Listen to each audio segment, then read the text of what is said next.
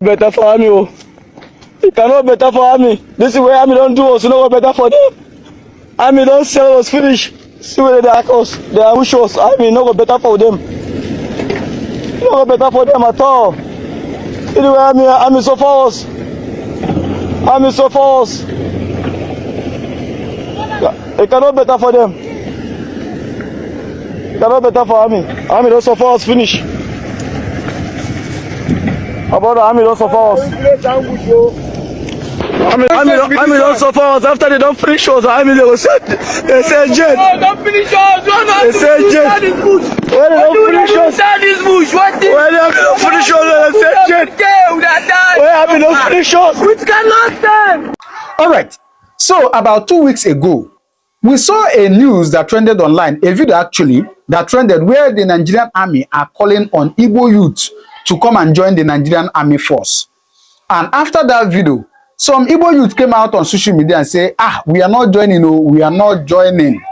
So the Nigerian army came out and say, you guys will not join now. Later you will say that you are not being given position. Later you say you are being marginalized and so on and so forth. Good. Now my question is, those people that are there, those are Igbo brothers that are there, that has attained a certain position. Why is it that the rightful position are not being given to them? Why? Okay, you don't understand what I'm saying, Abi? Or yeah, just watch a bit of this video. To help me that my promotion is not coming. I've been on the rank of corporal for long. When my mates and the officers cadre were lieutenant. Don't worry, maybe we'll talk about this in my next video, but I just want you to watch a bit of that. That is an Igbo man who has attained a certain position, and according to him, he said that all his mates has been, given positions, but he has not been given any position. But anyway, I'll show you that video maybe in my next video. And this is exactly what we are talking about. This is exactly what we are talking about. Anyway, I'm not doing this video to discredit the Nigerian army or whatever, but I'm just bringing to you the latest update, what is happening. Now, this morning on Arise TV, somebody gave a good analysis of all this whole thing, which I'm going to show you now. So please, take a little time. I only bring you this analysis so that you will understand what we are talking about. But please, I beg you, take a little time, watch this video, and then you understand the more reason why Igbo youth say we are not joining. Anyway, please watch it, then you drop your comment on the comment section what you think about it. Joining us now is public affairs analyst Dr. Majid Dahiru to throw more light on this story. Thank you so much for being on Newsnight. Thank you very much for having me. Well, there are those who have this perception that this is just about lack of sensitization and awareness. But I have to ask you, is this really about awareness or something deeper than that? A deeper crisis of trust that no amount of awareness can fix? What do you think? I think it's not just about awareness, like you rightly pointed out. And I think your report did justice to this issue. Beyond lack of interest, I think there are a combination of factors responsible for the low level of recruitment in the Southeast. Some other factors include socio-economic and then political. I listened carefully to Dr. Simon Okeke. He dwelled more on the political. But before then, you have to also consider the socio-economic. Now, the Southeast region, if you agree with me, is one of the most prosperous regions in Nigeria because of the industry and enterprise that characterize that region. And so, most youths might not be naturally too, attracted to a profession that will not pay them well, that has very poor remuneration. For context, a private soldier in the Nigerian army earns about 50,000+ naira a month. A young boy in area with the minimum wage? I don't know whether they have adjusted for the minimum wage, but for the last time we checked, this was, the pay package for a private soldier in the Nigerian army. A master or warrant officer, at the highest rank within the rank and file cadre, goes on with about 180,000 naira. And if you know how many years we put in to get to that level, now if you compare this to the U.S. Army, for instance, a private soldier in the U.S. Army earns about $21,000 per annum. That is higher than what our chief of defense staff earns per per annum. So it is a poor animation issue. And so for a young man in the Southeast, he will earn that amount of money. The amount of money a soldier will earn in a month. A young boy that is doing petty trading in area market or in Onitsha main market will earn quadruple that amount in a month. So why should he or she abandon something that can take him home properly every month, take our family, now enlist into the army? And so this is the socio-economic aspect of it. And I can assure you too that many of the Nigerians that are already enlisted into the army are so frustrated that they may want to leave at any time from now because it simply cannot take care of the socio-economic needs. Now, talking about the political angle, and that is very important too. So for the Southeast, it will be a double jeopardy if the kind of interest you see from other regions are expressed from the Southeast, because somehow, yes, since the end of the Civil War, there has been some, what people perceive, and sometimes it could be real too, as though to prevent the kind of strength that was displayed during the Civil War. Because if you know the structure of the army and the police before the 1966 coup and counter coup, the Southeast people dominated the officer cadre of the Nigerian army. I mean, about 60% of the officer corps were drawn from the Southeast. And so when the Civil War broke out, the separatist war broke out, they had enough men and resources to be able to defend their right to secession for 3 years, and they held down the Nigerian army for 3 years in the battle. So I think there was that attempt to kind of reduce, in order not to resurrect the spirit of the Biafra secessionist tendencies. But again, some previous government have also done a lot to appease the Southeast and draw them closer. But something happened between 2015 and 2023. When the Buhari government came on board, it put a concrete ceiling on the rise of Nigerian society's origin in any of Nigeria's security services. So not a single person from the Southeast was appointed at the apex leadership of any of the Nigerian security services for 8 years.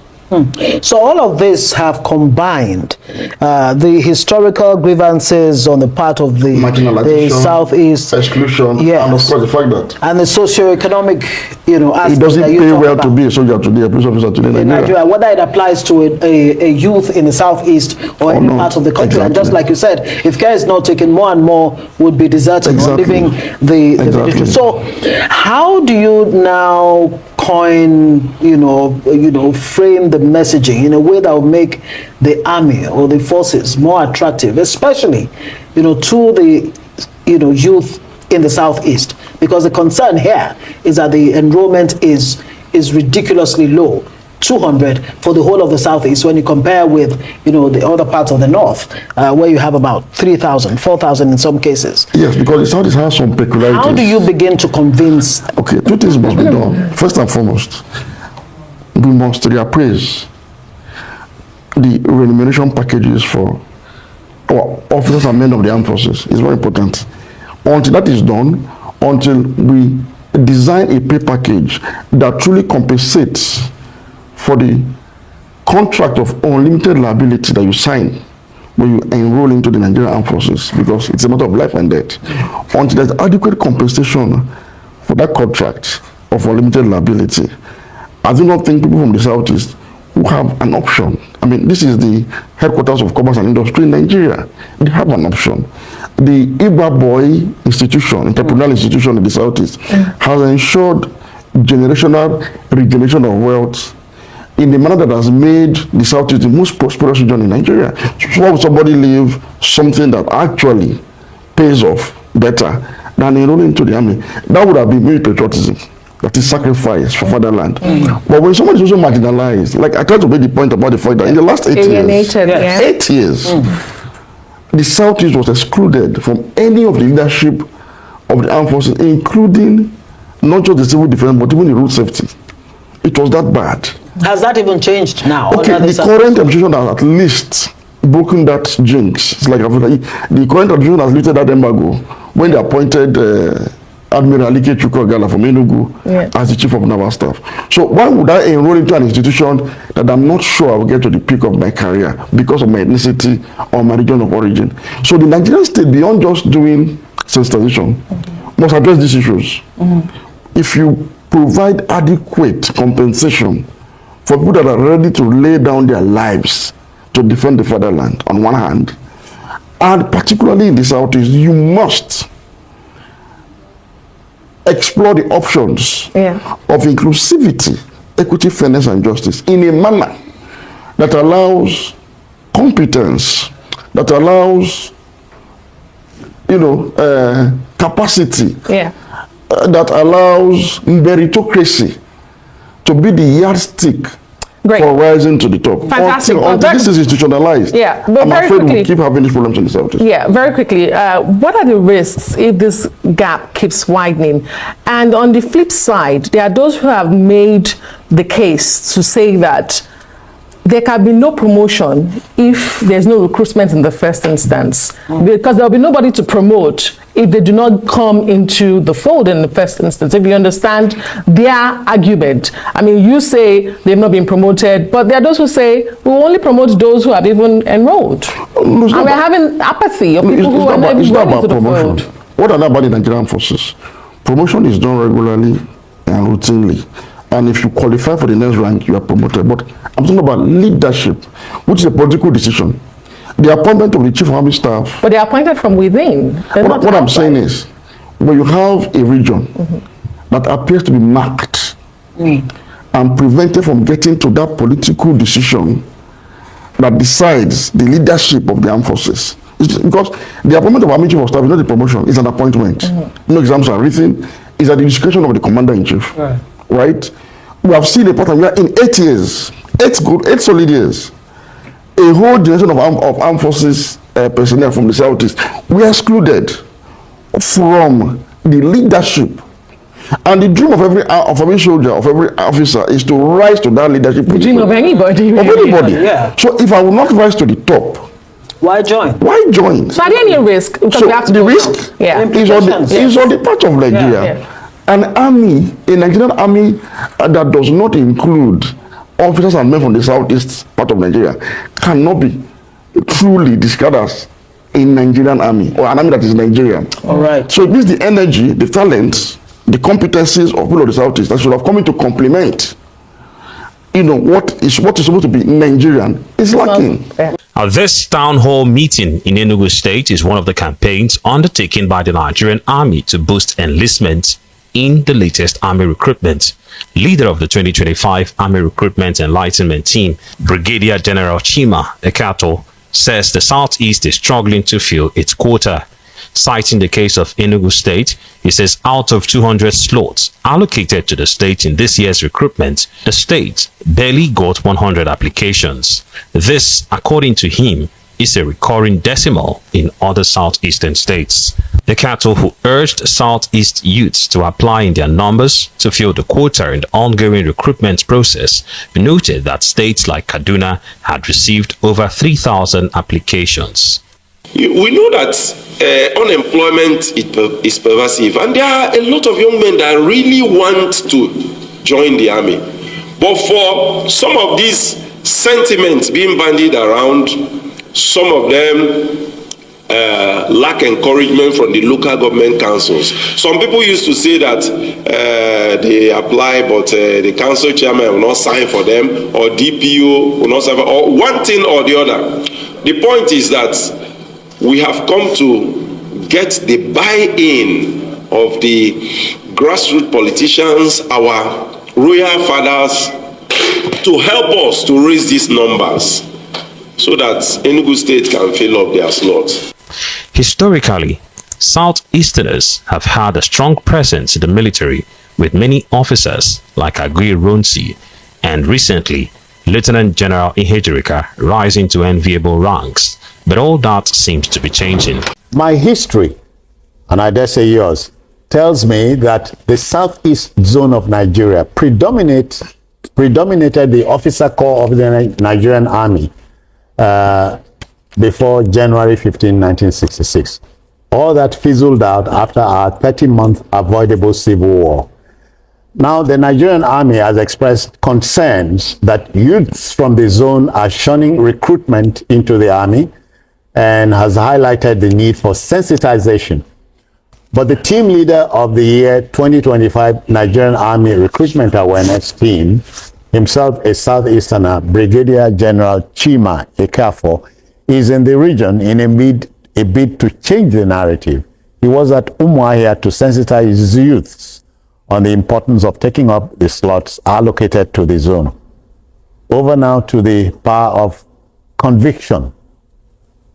It is understandable that people from the Southeast are reluctant to join the Nigerian army, because when you join the army, you are laying your life down for the flag.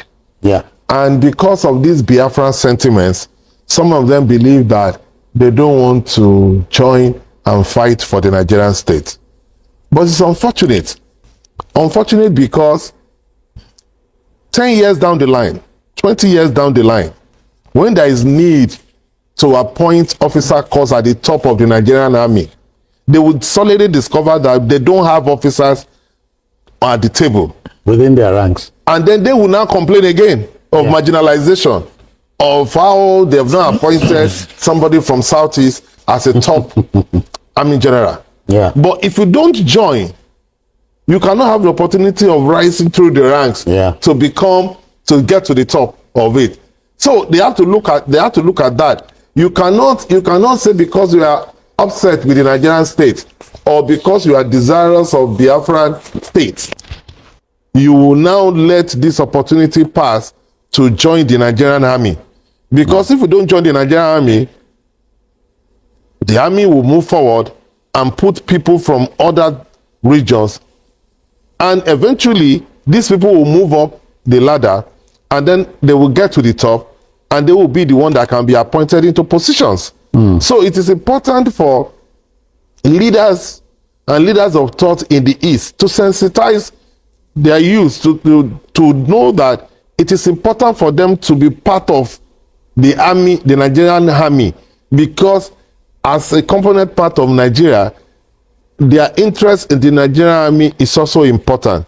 It's unfortunate what has happened because, like the news said, they used to dominate the Nigerian army. Oh yeah. Before 1966 school, they used to dominate the Nigerian army. Meritoriously, because a lot of them joined. A lot of them went to when the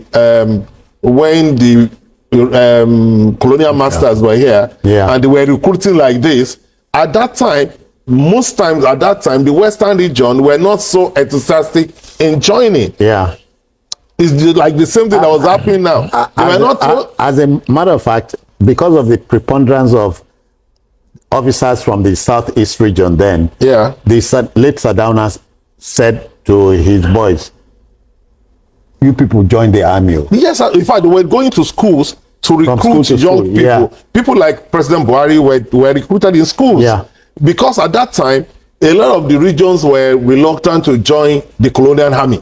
And it was the Southeast that were really joined. And they benefited from it because as at the time we got the independence, most of the commanders were from the Southeast region. But because of the war, and they had to go back to the East, and by the time they came back, they didn't have the kind of opportunity that they used to have. Yeah. So it's important for us not to make that kind of mistake again. The war has ended a long time ago. As far as I'm concerned, there is no Biafra on ground. It can be a dream, but there's no Biafra on ground. So for you to prefer to be loyal to the Biafran flag instead of Nigerian flag is delusional. Yeah. So it is important to sensitize the youth to say it is important for you to join the Nigerian army, because, like I said, 20 years, 30 years down the line, you will not be at the table when they are appointing people that will control and supervise the Nigerian army. At that time, they should not come out to say they are being marginalized, because if you are not at the table, there is no way you can be in the position of authority. Well, a good thing that an officer, a brigadier general from the Southeast region, for those who missed it, Brigadier General Chima Ekafor is in the region in a bid to convince youths there, please come join the army. There are allocations for the region. Yeah. Well, I think just like Mayor has said, there are a lot of reasons why the enthusiasm is low in joining the Nigerian army. Understandably so. Yes, I think in the first instance, he said, you know, the Brigadier General said out in Abia State, for instance, out of 200 slots that were given to Abia State, only 53 people applied. That's less than 25, roughly 25% of the population of the slot given to Abia State. Yeah. And that's not a good one at all. I believe there are so many reasons, apart from the fact that the spirit of nationalism has declined over the years. You know, in the past, the spirit to serve Nigeria, you know, was very high all over the country. But now, it's not just... Otherwise donning the Nigerian uniform, the of army course, uniform, police. It was a source of pride, you know.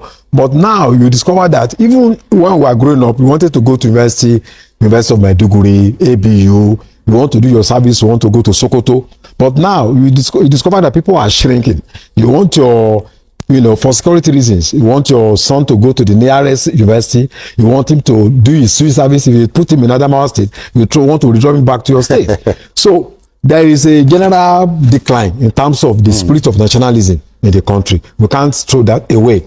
The other reason is that the Nigerian army, a lot of people think that because of the asymmetric war that is going on all over the country now, there is the prospect of being posted to, you know, troubled areas, you know, that immediately after your training, you know, you may be compared to go and fight terrorism. And a lot of people, a lot of parents, not even the youth alone, you know, they don't want their parents, their children to go into such, unlike maybe 25 years ago. You are joining the army for a different reason. You are thinking of going to NDA, going for courses abroad and all that. But now, you know that when you join the army, there is a likelihood that after the first 6 months, you might be, you know, seconding into this. So, but I think it's important to educate our people because there are consequences in the future if they are not able to meet up with their quota. Okay, it's time now to fall back on team leader Babajide Kolade Otitoju. BKO, just wondering how you weigh in here. I think that the Biafra agitation has a role to play in this state of affairs. People are reluctant to join the army. If outside of the southeast, people are struggling to join the army.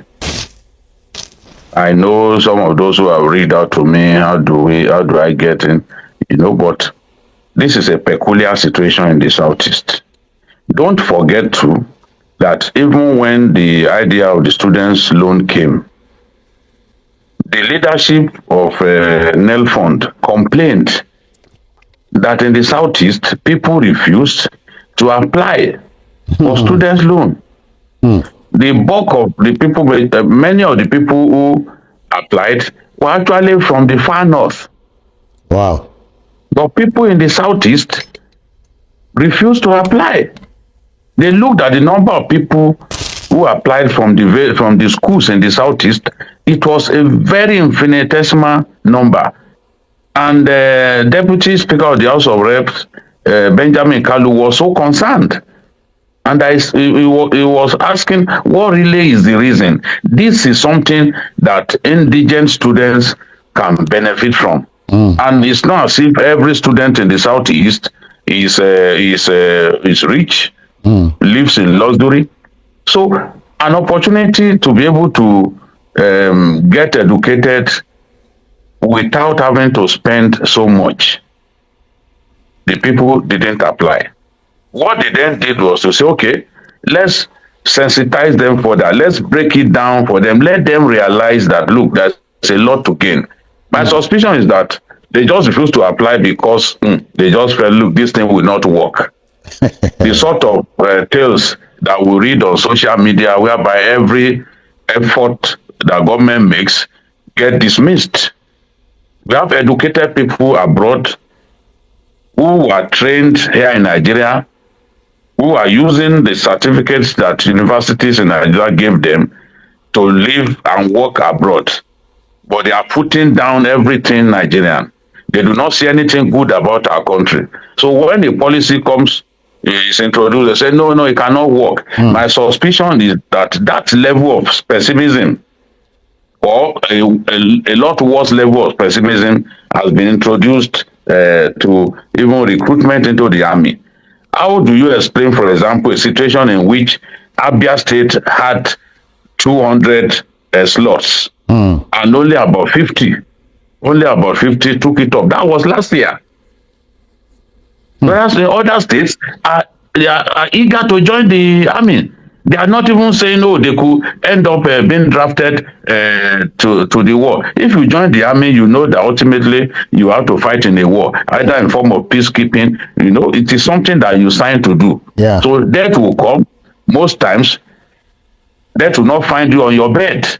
Death will find you maybe on the battleground or somewhere else. Those who died yesterday in Borno State, some of them were on the road. So I believe that the sensitization will help. The last time we had a Southeasterner as Chief of Army Staff was during the time of General Hejrika. And at that time, it was Jonathan that was in power. So I also think that when they see some of their people getting to the very top, yeah, you see more of them getting to the very top. The Chief of Naval Staff, for example, is from the Southeast. Although some people are telling us all that nonsense that is actually from Kogi and all that. You know, it's nonsense. It's from the Southeast. So if more service chiefs come from the Southeast, maybe in future things will begin to change. But there's a general apathy, and that has to be addressed. And speaking politically now, the concerns of our people in the Southeast about the way they've been placed within the Nigerian Federation has to be addressed. Once that is addressed, these issues will not come up. Thank you very kind. Yes, come in. Good afternoon, sir. Thank you. Good to see you, sir. Thank you. You're welcome. Thank you so much. Dr. Simon Okeke is the chairman of the Igbo Elders Consultative Forum. He attributes the apathy to protest against exclusion of Southeasterners from top political positions and governments. So, there's apathy in anything governance, because where they have expected to be treated in same way as the youths from other parts of the country, they are not. In ordinary employment, they are excluded. They only hear that recruitment is going on when action has been taken. They just go in for formality. It is a cumulative action. It's cumulative. Since the end of the war, Igbo have been excluded from the governance of the country.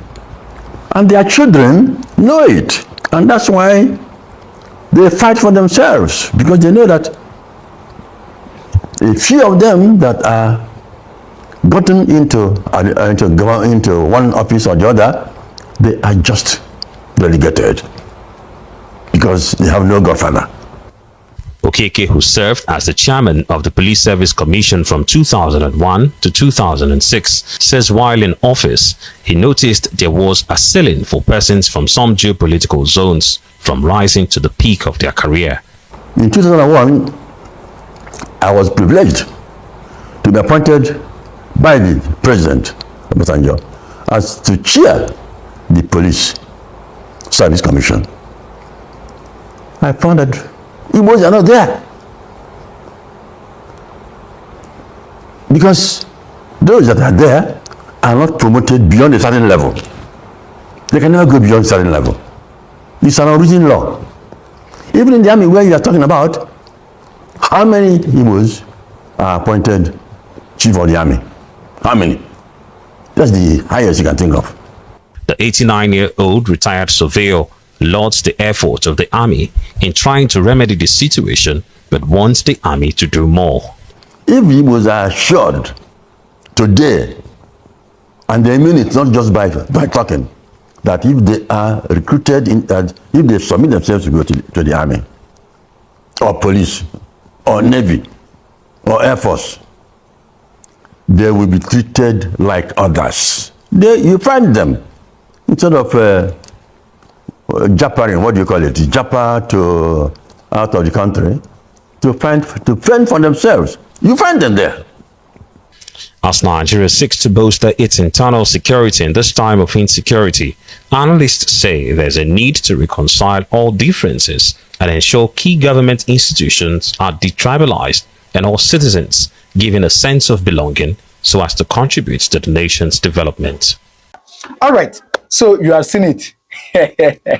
Do we still need to talk more?